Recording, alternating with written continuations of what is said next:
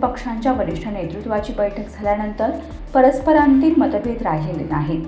रायगड जिल्ह्यासह राज्यात भाजप, शिवसेना, राष्ट्रवादी काँग्रेस आणि आरपीआय हे चारही पक्ष एकत्रितपणे काम करणार असून आगामी निवडणुकाही महायुती म्हणूनच लढवल्या जातील, असे आमदार महेंद्र थोरवे यांनी खोपोली येथे बोलताना सांगितले। यावेळी ते म्हणाले की लोकसभा आणि विधानसभा निवडणुकांबाबतचा अंतिम निर्णय वरिष्ठ नेतृत्व घेईल आणि तो आम्हाला मान्य असेल। आमदार थोरवेंच्या या वक्तव्याची जिल्ह्याच्या राजकीय वर्तुळात जोरदार चर्चा सुरू झाली आहे।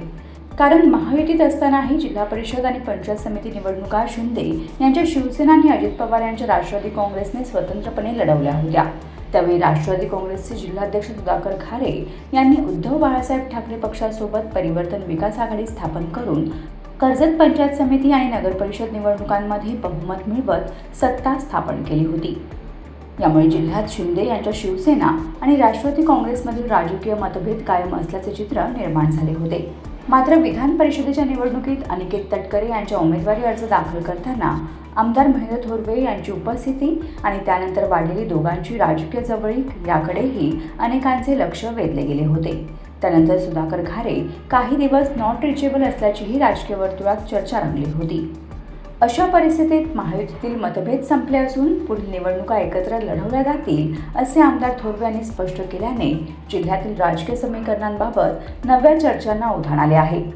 तसेच विधानसभा निवडणुकीबाबतचा निर्णय वरिष्ठ नेतृत्वावर सोडत त्यांनी अप्रत्यक्षपणे आपल्या दावेदारीबाबतचा आत्मविश्वास व्यक्त केल्याची चर्चा सुरू असून त्यामुळे सुधाकर घारे यांच्या राजकीय समीकरणांवर परिणाम होण्याची शक्यता व्यक्त केली जात आहे। मंत्री म्हणून भरतशेठ गोगावले यांची या ठिकाणी निवड केली जाईल आणि ही निवड तिन्ही पक्षांच्या नेतृत्वांकडून एका मताने त्या ठिकाणी होणार आहे, हे विशेष आहे। त्यामुळे आता काय मतभेद त्या ठिकाणी राहिलेले नाही आहेत। तिन्ही पक्ष एकत्र एका विचाराने आज रायगडमध्ये काम करत, जसं राज्यामध्ये काम सुरू आहे तसं रायगड जिल्ह्यामध्ये जिल्हा परिषद असेल की ज्या ज्या निवडणुका आता यापुढे होतील, या साऱ्या निवडणुकामध्ये भारतीय जनता पार्टी, शिवसेना, राष्ट्रवादी, आरपीआय असे सारे जण एकत्रपणे येऊन या ठिकाणी काम करतील।